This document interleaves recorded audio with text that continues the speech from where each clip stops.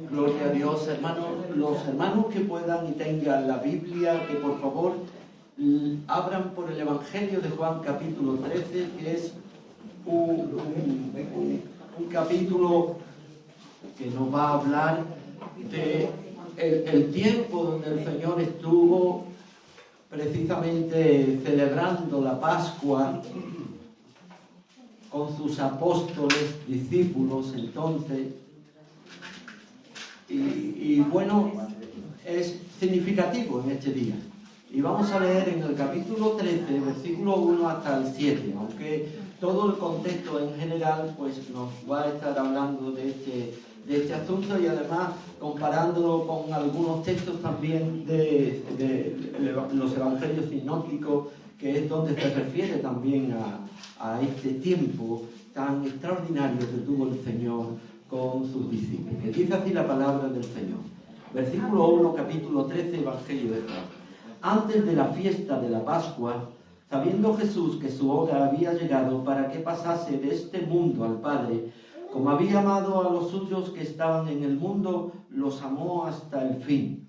Y cuando cenaban, como el diablo ya había puesto en el corazón de Judas Iscariote, hijo de Simón, que le entregase, sabiendo Jesús que el Padre le había dado todas las cosas en las manos y que había salido de Dios y a Dios iba, se levantó de la cena y se quitó su manto y tomando una toalla se ciñó. Luego puso agua en un lebrillo y comenzó a lavar los pies de los discípulos y enjugándolos con la toalla con que estaba ceñido. Entonces vino a Simón Pedro, y Pedro le dijo: Señor, ¿tú me lavas los pies? Respondió Jesús y le dijo: lo que yo hago, tú no lo comprendes ahora, pero lo entenderás después. Hasta ahí la palabra del Señor. Podéis tomar asiento. Amén. Gloria a Dios. Como bien decía, hermano, este acontecimiento tiene lugar precisamente a partir de las 6 de la tarde de un día como hoy, 14 de Nisan, en el calendario judío, ¿verdad? La Pascua, lo más significativo para el pueblo de Israel, lo que francamente le pone, digamos, lo asigna como el pueblo que es de Dios y también el pueblo que ha sido liberado por Dios. Dios toma a su pueblo y lo libera y lo hace, hermano, poniéndole este tiempo de fiesta, de celebración, de esta matanza de un cordero y todo lo demás que conllevaba lo que era lo que significaba la liberación del pueblo de Israel. Lo lleva a estar recordando cada año lo que Dios había hecho con ellos, librándolos de Egipto, del yugo de hierro, de la esclavitud, habiéndolo llevado, cruzándole el Mar Rojo y llevándolo durante 40 años por un desierto e introduciéndolo en la tierra prometida, tierra que había prometido a sus padres Abraham, Isaac y Jacob. Y esto era de continuo, cientos de años, momentos muy significativos, momentos donde ellos podían vivir en libertad, pero otros momentos donde la libertad de ellos estaban coartada, coaccionada, hermano, por las distintas fuerzas, los distintos imperios que se levantaban. Pero no obstante, ellos tenían ese memorial y lo llevaba adelante, y era todo una representación de lo que el Señor hizo en aquel momento, constituyendo a una nación como Israel, en aquella que Dios las liberó para poder llevar al mundo tres cosas que son muy, muy significativas. Poder mostrar al mundo que tan solamente Jehová era el Dios creador de los cielos y de la tierra. En segundo lugar, hermano, que este Dios iba a ser revelado no tan solamente como la majestuosidad de este pueblo y donde este pueblo tenía que adorarlo, sino también iba a poder comunicar o poder expresar una palabra con leyes, instituciones y todo lo que en sí verdaderamente llevaba y establecía al pueblo de Israel como un pueblo bien constituido. Dios iba a dar una palabra, bendito sea el Señor. Dios se iba a revelar como el único Dios verdadero. Dios se iba a revelar por medio de su palabra, iba a dar su palabra por medio de este pueblo que liberó de Egipto. Pero además, hermanos, lo más significativo de todo esto era la promesa puesta en el horizonte más allá, que de la simiente de este pueblo Dios iba a traer al que verdaderamente era el Cordero verdadero de Dios que quita el pecado del mundo, que es nuestro Señor Jesucristo. Amén. Amén. Esto es lo más significativo. El Cordero que durante años, siglos, milenios han estado sacrificando continuamente. El profeta Isaías ya no lo lleva, hermano, a poder compararlo y a llevarlo como un animal sacrificado, sino que él pone la silueta y pone la forma de un hombre, de un cordero. De un cordero que toma forma de hombre y que ese hombre, capítulo 53, el siervo del sufriente, es ese cordero que iba a ser sacrificado. Y que en última instancia, nuestro hermano Juan el Bautista señala cuando ve a nuestro Señor Jesucristo y dice: este es el Cordero de Dios que quita el pecado del mundo. Verdaderamente, hermano, maravilloso. No deja, hermano, de traer a nuestra vida una connotación que puede resurgir nuestra alma tan solamente alabanza y gloria por lo que Dios hizo con su pueblo y lo que el Señor ha estado haciendo a través de las edades, para que nosotros en esta tarde aquí podamos honrar al Cordero que es por los siglos, al que está sentado en el trono, a Jesucristo nuestro Señor. Un momento tan especial, un momento de un nuevo pacto. No menciona este nuevo pacto aquí, está en los demás evangelios. Esta es mi sangre que por vosotros es derramado, haced esto en memoria de mí. Este es el nuevo pacto que yo doy en conmemoración y para redimir a los pecados. Esto es. Pero sabiendo el Señor, llevando el Señor todo esto, hermano, a una práctica, no tan solamente a algo teórico, como yo en esta tarde estoy aquí enseñando o tratando de enseñar, llevando esta palabra al conocimiento, sino que aquí tenemos al verdadero Cordero que se entrega y se sacrifica, no a Isaac, que Dios le provee de un cordero a Abraham, no. Aquí Dios provee, pero provee a su Hijo Jesucristo. Provee para que nosotros no seamos sacrificados, no seamos, hermanos, aniquilados, y provee a nuestro Señor Jesucristo. Y no hay otro cordero, no hay otra manera de poder satisfacer el corazón del Padre. Lo que Dios le había pedido a Abraham, podemos decirle que este fue un primer acto, un acto de fe. Pero aquí, hermanos, no hay un acto de fe tan solamente, sino que hay una conmemoración y hay también, hermanos, una experiencia que se tiene que vivir y llevar a cabo. Y esto tan solamente lo hizo nuestro Señor Jesucristo. Y por eso estas palabras las quiere que se contagie y llegue al corazón de aquellos que Él amaba. El versículo 1 nos dice lo siguiente: antes de la fiesta de la Pascua, sabiendo Jesús que su hora había llegado para pasar de este mundo al Padre, como había amado a los suyos, los amó hasta el final. Y qué bueno, hermanos, qué bueno poder oír de los labios de nuestro Señor Jesucristo, del Cordero de Dios, la satisfacción de poder entender que todo lo que había en ese corazón era un corazón henchido de amor por aquellos que le rodeaban. El amor personificado, el amor en aquel que se entregó y era la misma sustancia del Padre. Allí estaba declarando lo que verdaderamente había en su alma. No había otra cosa. Sabiendo él que su hora había llegado y que el Padre le había entregado todas las cosas en sus manos.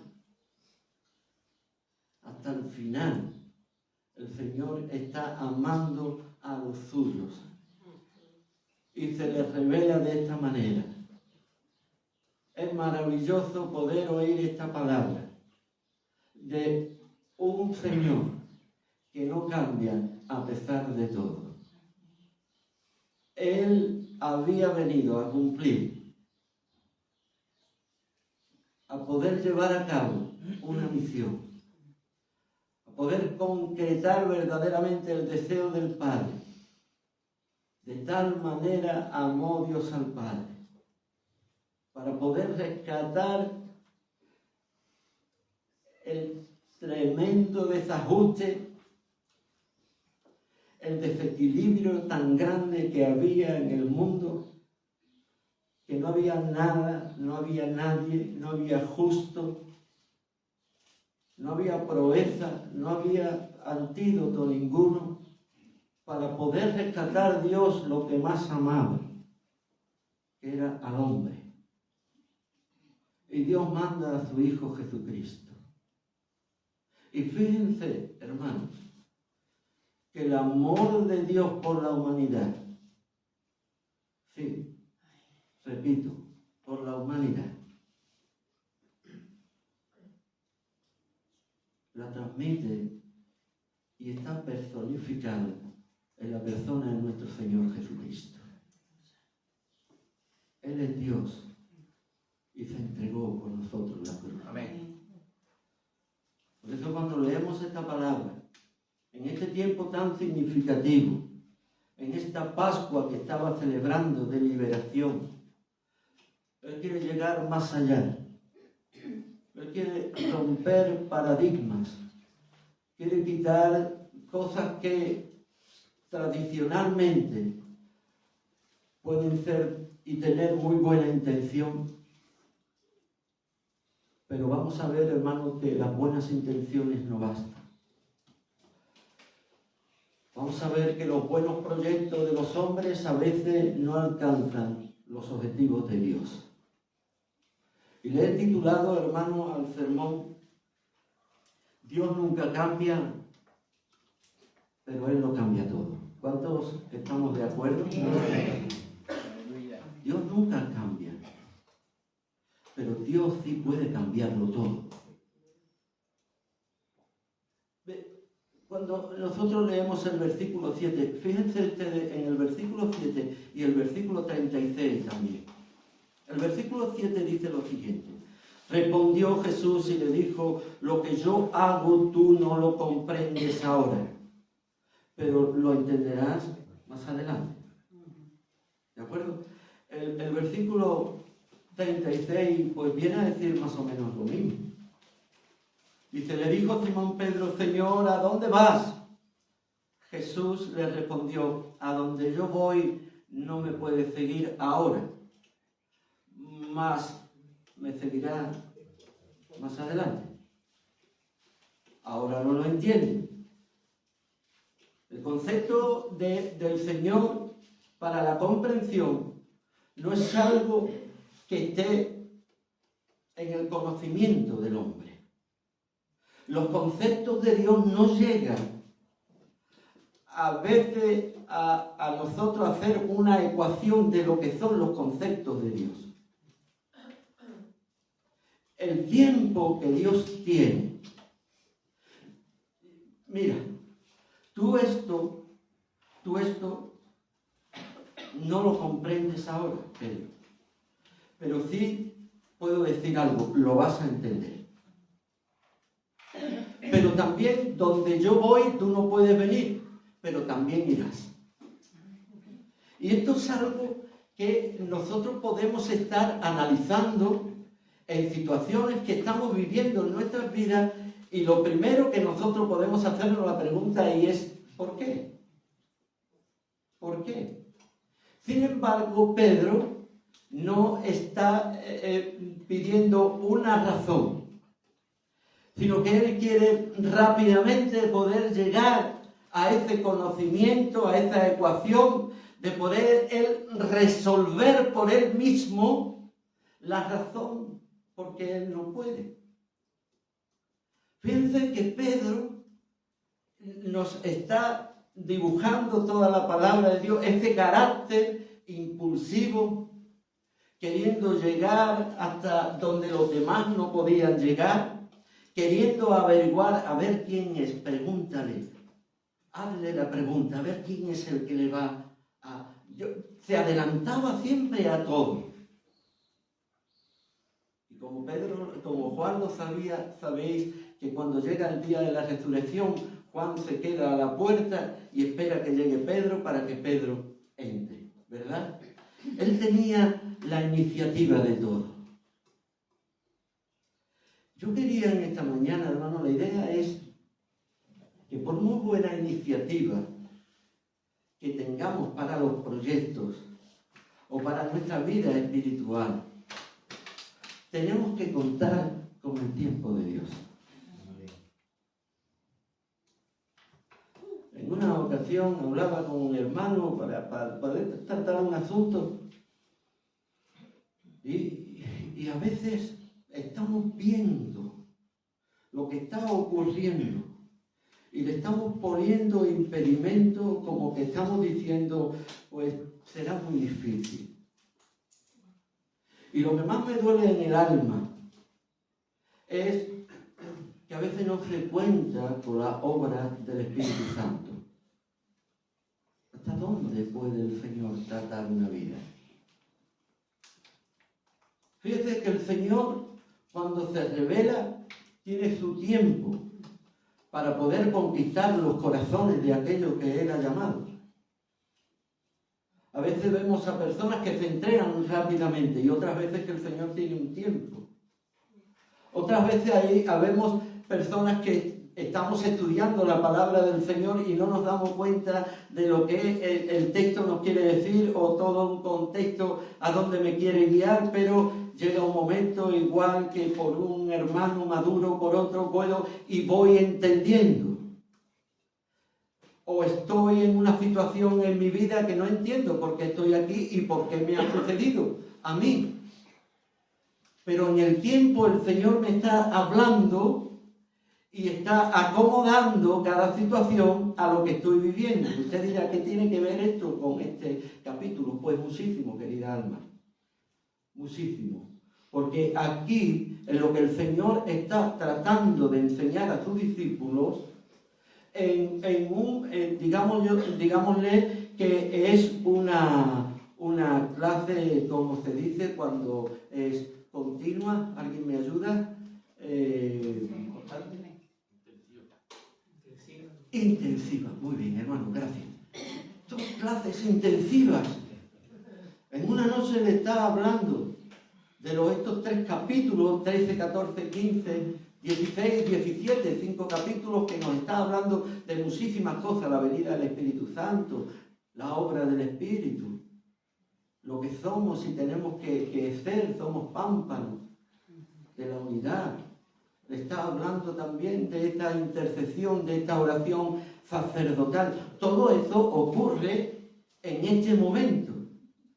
Estamos hablando de horas, porque ya nuestro Señor Jesucristo se marcha al monte allí en aquel lugar y es cuando es prendido. Es un tiempo corto, pero es muy difícil de asimilar. Se puede tener la idea. Incluso se podía memorizar, se podía decir alguna palabra, pero hace falta tiempo para que esto que el Señor estuvo hablando fuese revelado. Y le voy a decir una cosa, hermano, no solo revelado, sino como un testimonio verdadero en la vida de aquellos que habían estado allí. No se trataba, hermano, de teoría. Estaba muy bien, pero esto huelga. Porque el Señor siempre está diciendo, ¿habéis visto lo que he hecho? Pues si yo, el Maestro, lo he hecho, vosotros también tenéis que hacerlo. Un poco más adelante le dice, amaos los unos a los otros, como yo os he amado. Más adelante le dice, permaneced en la vid. Vosotros tenéis que permanecer en la vid. Más adelante el Señor le dice, tenéis que estar unidos, como el Padre y yo estamos unidos, también ustedes tenéis que vivir en unidad. Entonces, aquí estamos viendo cómo el Señor despliega una clase intensiva, pero esto tiene que traerse a la realidad. Y para poder llevar esto a la realidad hace falta tiempo para poder experimentar esta palabra. Tú esto no lo entiendes ahora, pero lo entenderás después. Amén. ¿Cuántos de nosotros, hermanos, hemos pasado por momentos que no hemos entendido por qué la situación? Hemos podido experimentar cómo la ola ha inundado la barca, cómo los cimientos de la familia han tambaleado, cómo nos hemos visto afectados también nuestra fe, cómo ha sido zarandeada nuestras vidas. Lo hemos experimentado, hermanos, seamos francos, seamos sinceros. Esto ocurre en nuestras vidas. Pero hace falta tiempo para poder llevar a cabo la obra que Dios tiene para con nuestras vidas. Entonces, hacía falta un cambio. Yo estaba pensando en todo esto, hermano, y la palabra que a mí me venía, que son los cambios, y son cambios que son, digamos, una transición. ¿De acuerdo? ¿Qué entendemos por el concepto transición? Pues mira, hermano, son cambios que ocurren, puede ocurrir en la vida de una persona cuando es un adolescente y cambia a la madurez. O un estado en el que se está viviendo a lo mejor una dictadura y pasa a una democracia, como nosotros tuvimos un tiempo de transición. Pero en ese tiempo de transición hay cambios. Al menos debe de haber cambios para pasar de un estado a otro estado. Si no, no vale para nada. Entonces, cuando nosotros estamos viendo todo esto que está ocurriendo aquí, Dios, el Señor, está pensando en un cambio de mentalidad, un cambio del interior del hombre para poder llevar a cabo y poder experimentar lo que el Señor le está enseñando. ¿Me siguen? No me entendí. Ni el Señor pretendía que lo entendieran en ese momento. Pero tenían que entenderlo. Se debe de entender. Por eso hace falta pasar por ese cambio que dice Pablo en el capítulo 12 de Romanos. Ruego por la misericordia de Dios que presentéis vuestros cuerpos en sacrificio vivo, santo, agradable a Dios, que es vuestro culto racional. No os conforméis a este siglo, sino transformaos. Metamorfosis. ¿Verdad? Transformaos. Debía de haber un cambio. Hay ejemplos bíblicos de cambios, de conceptos que el Señor está dando. Y entre ellos, yo le digo que es la primera evangelista que hubo en la Biblia. ¿Alguien me lo puede recordar? ¿Quién fue la primera evangelista? Estaba en un pozo. La samaritana. La samaritana. ¿Eh? La mujer samaritana. Ella fue la primera que fue a predicar el evangelio. y estuvo predicando a aquellos que estaban en la ciudad y que entendieron que el que estaba allí era el Salvador del mundo. Ahora bien, nosotros vamos al capítulo 4, Evangelio de Juan, de esta mujer samaritana, y el capítulo 4, versículo 19 dice: Señor, me parece que eres profeta. Esto es en relación a los de los maridos, y el que ahora tiene no es tu marido. Entonces ella rápidamente dice: me parece que eres profeta. Pero es que sigue adelante, y el versículo 25, fíjese, dice: sé que ha de venir el Mesías. Los samaritanos creían que el Mesías tenía que venir. Ellos adoraban en un monte, los judíos en otro. La relación estaba rota desde hacía muchos siglos, pero no por ello ellos tenían lo que es el Pentateuco. Ellos eximían todo lo que eran los profetas, pero ellos sí tenían su Pentateuco, que era lo mismo que tenían los judíos también, y ahí también venían promesas de un Mesías. Ellos estaban esperando también al Mesías. Entonces ella, después de estar hablando, y dice: sé que ha de venir el Mesías, llamado el Cristo, llamado el Rey. Cuando Él venga, nos declarará todas las cosas. Jesús le dijo: yo soy el que habla contigo. Amén. Pero no solo esto. Fíjense en el versículo 42, capítulo 4. Dice: sabemos que verdaderamente este es el Salvador del mundo, el Cristo.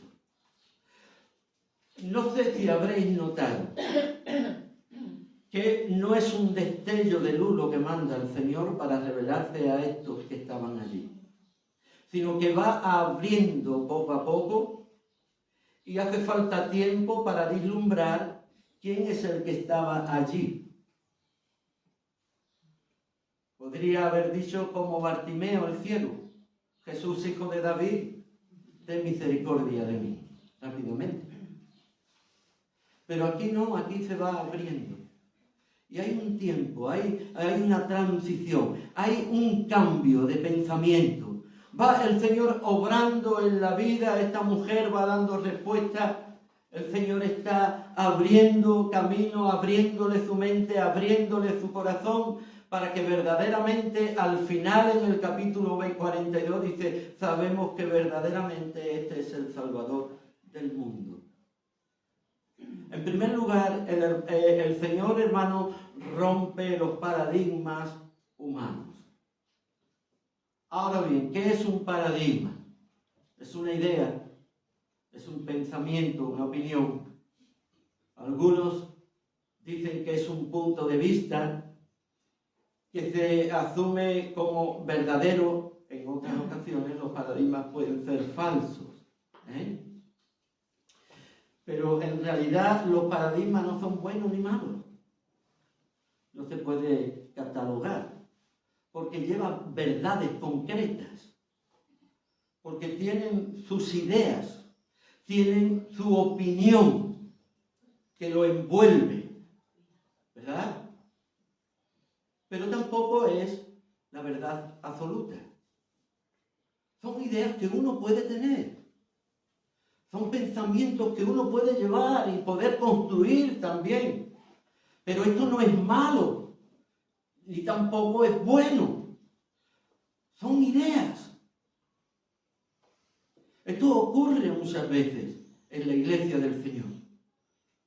Uno dice que antes va a venir el milenio, otro después, otro entre el milenio, otro dice que se pierde la salvación, otro que no se pierde, otro que Cristo, etcétera, etcétera, etcétera. Son paradigmas. Y aunque son verdades, y los que estudiamos la palabra del Señor tenemos las ideas bastante claras como para defender las ideas. Pero aquí, hermano, aquí, donde está ocurriendo, en ese aposento alto, hay ideas que Dios tiene que ir cambiando, corazones que Dios tiene que ir cambiando, hombres que conocían la palabra, hombres que seguían al Señor porque había declaraciones ya: tú eres el Cristo, el Hijo de Dios. No, había duda ninguna a que estos que estaban allí conocían perfectamente que Jesús era el Señor. Pero no me cabe la menor duda que cuando el Señor está hablando con ellos, tiene que hacer una operación en sus corazones y en sus mentes y en su alma. Hay que cambiar. El Señor con todo esto le está diciendo, hay que tomar el rumbo donde el Espíritu Santo está soplando. Los paradigmas, las ideas, lo que yo creo, lo que yo pienso. Y aquí el Señor está dando, hermano, una clase que nos va a llevar a poder proporcionar en nuestras vidas, hermano, sinceramente, madurez a nuestra alma. Madurez para nuestra alma. Tenemos que detenernos, a veces parar, orar, ayunar, esperar en el Señor, buscar la dirección de Dios, entender por qué razón y para qué el Señor está haciendo y tengo por qué estar. Son ideas que yo pueda llevar adelante porque en mi madurez como cristiano puedo sacarme mi propio concepto, mi propio paradigma. Pero no es lo que yo creo.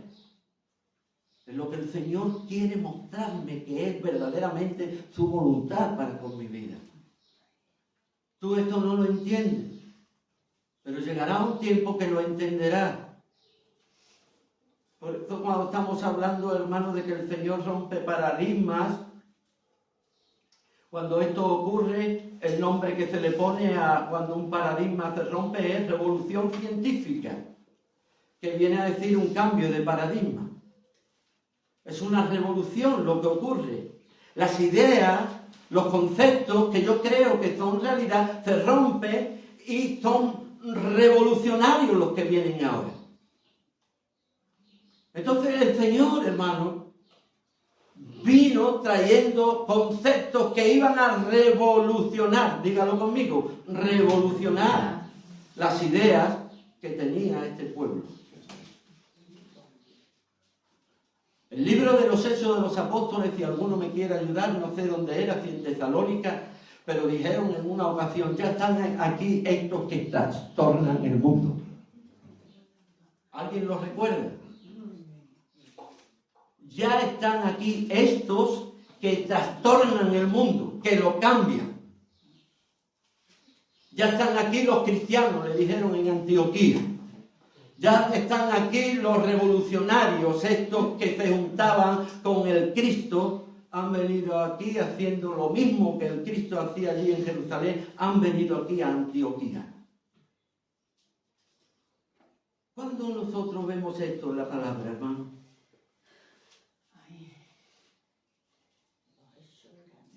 Las relaciones entre samaritanos sabéis que no se llevaban entre sí. Pero el Señor tiene que pasar por allí. Alguien tiene que arreglar las cosas. Amén. Alguien tiene que poner la primera piedra. Relaciones rotas. Ideas fijas. Conceptos pero que muy afianzados, que podemos decir que llevamos la verdad, que tenemos la razón, que esta es la manera, etcétera, etcétera. Pero ¿sabéis quién dio el primer paso? Nuestro Señor.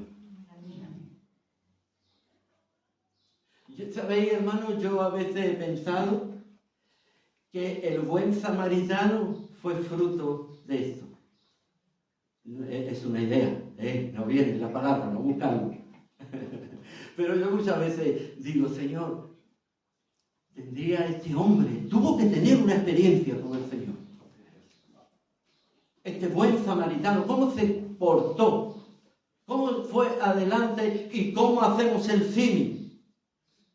Y decimos rápidamente, ¿verdad? Hacemos, oh, esto, el Señor lo dejó allí, lo curó, el aceite, y le ponemos todo y vamos asimilándolo. Y al final, ¿sabéis cuál es la idea?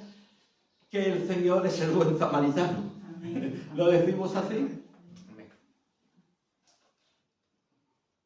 Pero seguro que fue un hombre que fue tocado por el Señor. No me cabe la menor duda.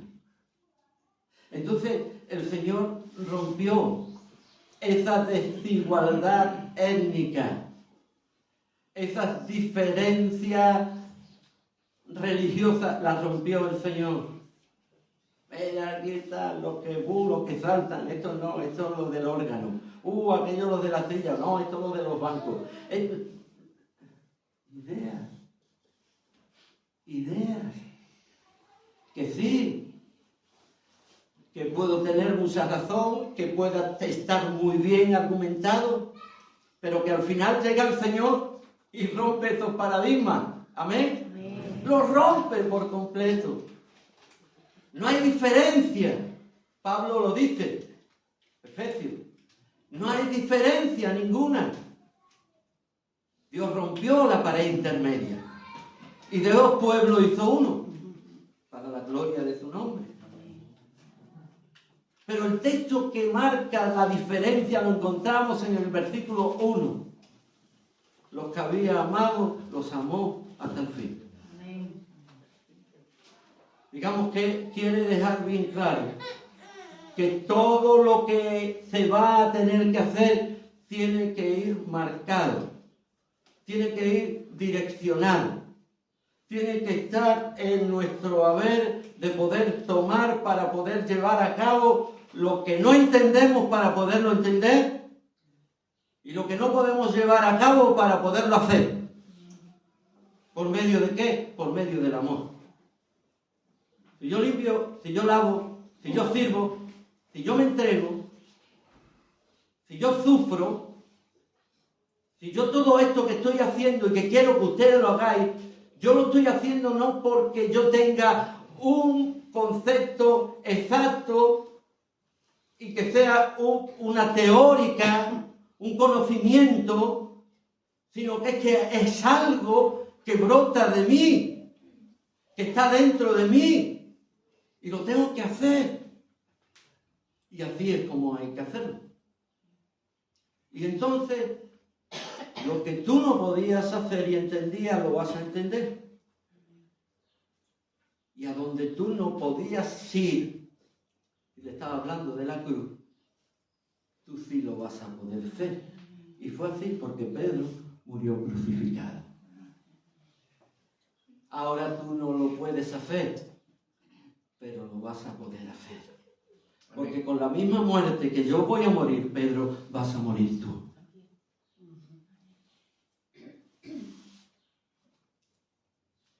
Señor, rompe los paradigmas. Señor, no es cuadriculado, ni mucho menos.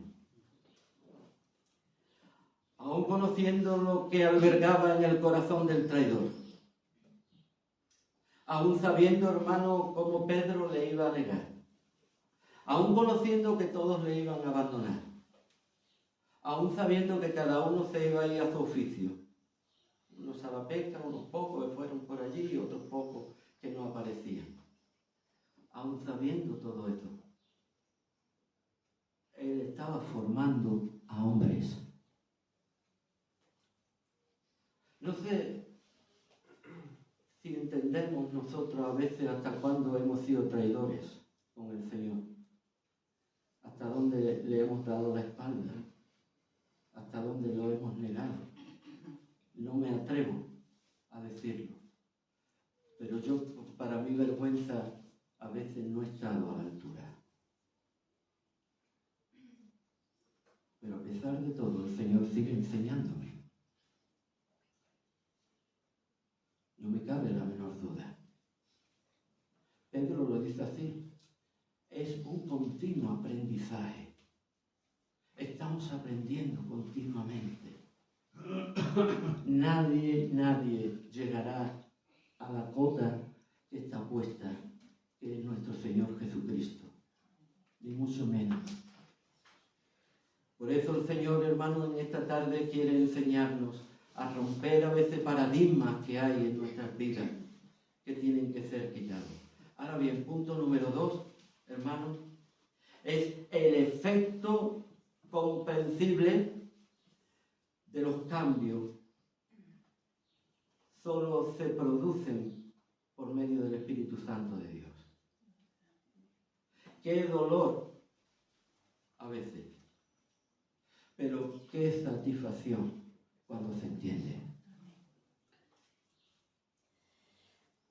Qué significado cuando se pretende, pero qué satisfactorio cuando uno lo experimenta, francamente. Hay, hermano, un efecto cuando verdaderamente entendemos y esperamos en el Señor y deseamos que Dios cambie.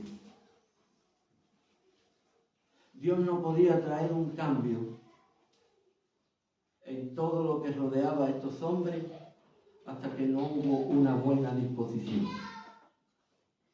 40 días. Y el Señor le dio, hermano, un tiempo donde en 3 ocasiones estuvo el Señor manifestándose a ellos. Nos dice el Evangelio de Juan capítulo 21. Y le está diciendo el Señor, permaneced en Jerusalén. Permaneced en Jerusalén hasta que ocurra esto mismo. Que seáis investidos con el poder del Espíritu Santo. Y ellos están durante esos 40 días, hermano, con temores en su vida, como no podía ser de otra manera. Todo lo que se organizó allí en Jerusalén, con la muerte del maestro, con la desaparición del cuerpo del maestro, con la manifestación y luego el testimonio, como bien decía nuestro hermano, más de 500 lo vieron, y esto era, hermano, un avispero. Ellos, por otra parte, huyendo, hermano, de que no fuesen localizados porque podían correr la misma suerte que corrió el maestro, y estaban encerrados por miedo a los judíos. Conocéis toda la historia, hermano, todo forma parte del contexto que estamos hablando. Pero el Señor le dice, id a Jerusalén y permaneced allí. Y ellos van, hermano, y ellos tienen Dios y hace un efecto tan grandioso, hermano, que es comprensible para ellos. Llegan a comprender, después de que Dios está obrando en sus vidas, ellos llegan a comprender verdaderamente, hermano, ese cambio que Dios ha producido en su vida. Y ese cambio tan solamente lo pudo hacer el Espíritu Santo de Dios. Amén. Y qué dolor tan grande, hermano, que poco se habla en la iglesia del Espíritu Santo. Francamente. Es la persona dada por Dios aquí para nosotros, la que reina en la iglesia. Vemos, si usted quiere ver cómo el Espíritu Santo se movía, solo le pido que lea durante 2 meses los Hechos de los Apóstoles. Y anote cada vez que hay una manifestación del Espíritu de Dios. Todo está siendo controlado por el Espíritu Santo de Dios. No hay nada, no hay nadie que tenga que ir adelante si no es con el respaldo del Espíritu Santo de Dios. Amén.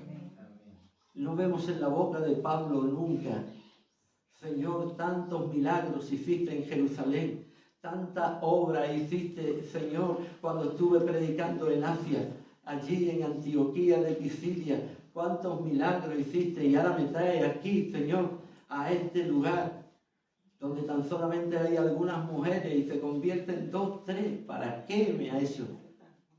¿Sabéis, hermano? En Filipo, el Señor levantó una iglesia con un grupo de mujeres, con un carcelero y con una endemoniada. Y Dios levanta una iglesia grandísima. Amén. La iglesia de los filipenses, que no hay nada que Pablo le escriba contrario a lo que ellos no estaban haciendo. Era una iglesia que se llamaba, lea usted el capítulo 1, El testimonio de esa iglesia era el siguiente: su fe la tenían puesta en el Señor y se amaban los unos a los otros. Sus vidas, hermanos, eran un ejemplo en ese lugar. Pero Pablo le fue prohibido predicar la palabra y seguir predicando la palabra. Y el Señor lo cambió y fue guiado por el Espíritu hasta Filipo. Y allí predicó la palabra, pero no solo queda ahí. Tenemos que dar gracias al Señor, porque Pablo obedeció al Espíritu Santo y hoy llegó el Evangelio hasta nosotros. Dios hizo encender el fuego de su palabra y de su Espíritu por Europa y se extendió hasta llegar a esta nación. Y a través de los siglos y a través de los años, hermanos, predicando el Evangelio, hermanos y hermanas, puede que nosotros, hermanos, tengamos descendientes de esos hombres y mujeres que predicaron el Evangelio. Amén. Puede que algunos estuvieran por ahí. No me cabe la menor duda que los lazos se hayan unido, hermanos. Y todo esto es obra del Espíritu Santo. Por eso, hermanos, hay una persona que debe de ser mencionada. No hay nada perdido. Los cambios son buenos, siempre y cuando sean guiados por el Espíritu Santo de Dios. Amén. No podemos encorsetarnos. Tenemos que buscar, le decía el Señor, Señor, tenemos que buscar este fuego de tu Espíritu Santo. Los más pretenciosos igual piensan y creen que están en unas latitudes distintas. Otros nos quieren alarmar porque parece que estamos pisando terreno pantanoso, como si nosotros nos tuviésemos que desviar cuando hablamos mucho del Espíritu. Otras iglesias como si esto fuera algún tabú. El Espíritu Santo obra en medio de la iglesia. El Espíritu Santo es el que nos guía. El Espíritu Santo es la persona de Cristo en nuestras vidas. Es el Paracleto, es nuestro abogado. Es por qué y por quién tenemos que hacer todas las cosas para la gloria suya. Él es el que intercede delante del Padre también, como Jesús.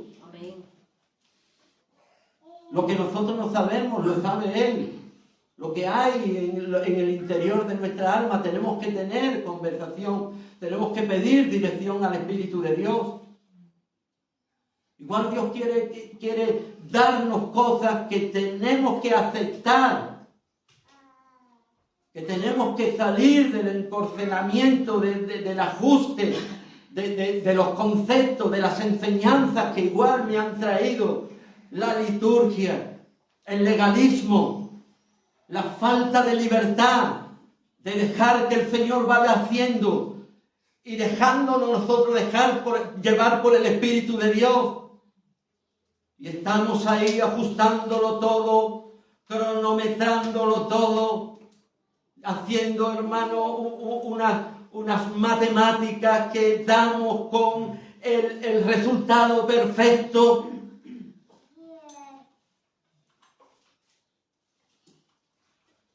Allí se reunían los cristianos y cuando tenían que hacer algo, lo hacían guiado y movido por el Espíritu de Dios. Amén.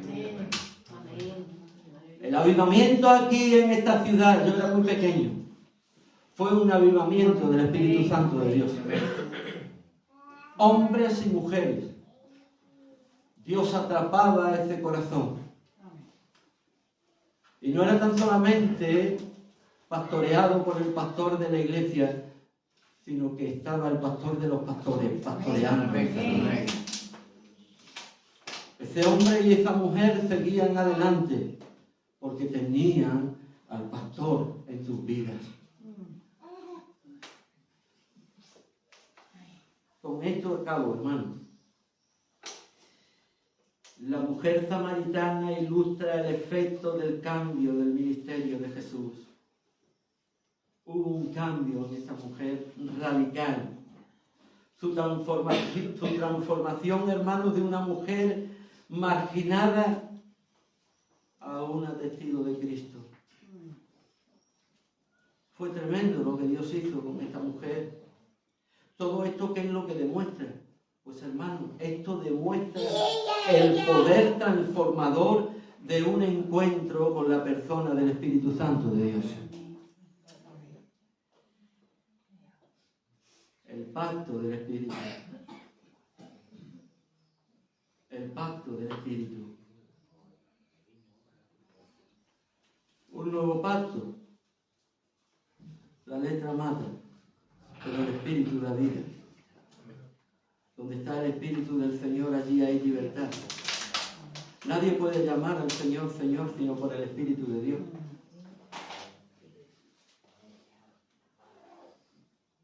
Todo en nuestras vidas gira en torno a la autoridad.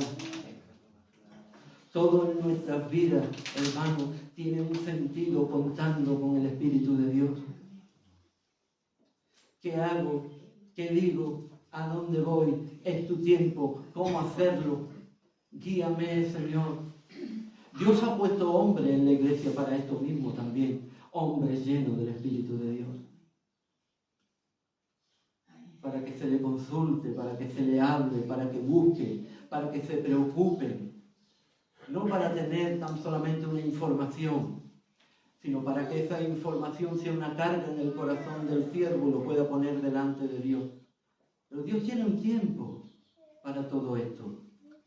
Y Dios quiere obrar en la iglesia en este tiempo tan maravilloso que Dios nos ha dado. Yo le digo al Señor muchas veces, Señor, yo hace muchos años que no tendría por qué estar aquí, francamente. Hace muchos años que yo tuve una enfermedad muy grave. Es que no me explico, Señor. También tengo otra enfermedad muy grave. Pero también tengo una enfermedad más grave que el Señor me ha librado de un cáncer. Y yo decía, Señor, es que yo hace mucho tiempo que no debería de estar aquí. Sin embargo, aquí me tiene dando la lata. ¿Por qué? ¿Por qué? Pues Dios tiene un propósito. Cosas que no entendemos, hace falta tiempo para entenderlo. Pero en ese tiempo no debe de estar ausente el Espíritu Santo de Dios. Lo que tú oyes ahora no lo entiendes, pero lo va a entender. Donde yo voy, tú no puedes venir, pero tú vas a ir. Todo fue manifestado. Leyendo la palabra de Dios, la historia de estos hombres, podemos ver que todo lo que ocurrió en este momento fue manifiesto por la obra del Espíritu glorioso de nuestro Señor Jesucristo. Concluyo, hermano, que esto no sería posible sin que Jesús no se hubiera entregado a la muerte y la muerte de cruz. Esto que nosotros, hermanos, disfrutamos, esto que nosotros tenemos, este Espíritu de Dios, la persona de Dios en nuestras vidas, de Cristo en nuestras vidas, nunca hubiera sido posible si el Señor no hubiera entregado su vida como Cordero de Dios. Amén. Jamás. Y yo rogaré al Padre y os dará otro consolador para que esté con vosotros todos los días. Fue su obra, hermano. Fue su obra en la cruz. Y no solo fue su obra en la cruz, sino su obra en la iglesia. Fue la obra de Cristo en medio de la iglesia por su Espíritu y en cada uno de sus hijas, en cada uno de sus hijos, por un buen hombre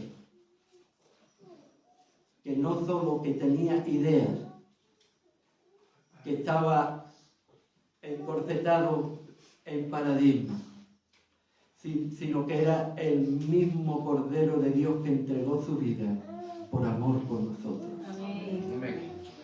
Si Jesús nos hubiera entregado en la cruz por nosotros, aún siendo pecadores, todo se hubiera quedado en uno más de los proyectos creados por un buen hombre. Se hubiera quedado así nada más. Pero Jesús, hermano, está mostrando verdaderamente la grandeza del reino de Dios. Él está manifestando con todo lo que está haciendo la grandeza de su nombre, la grandeza de su reino, con aquellos que lo hemos recibido como Señor y Salvador de su vida. Este es el proyecto. Esta es la idea. El reino tiene que avanzar.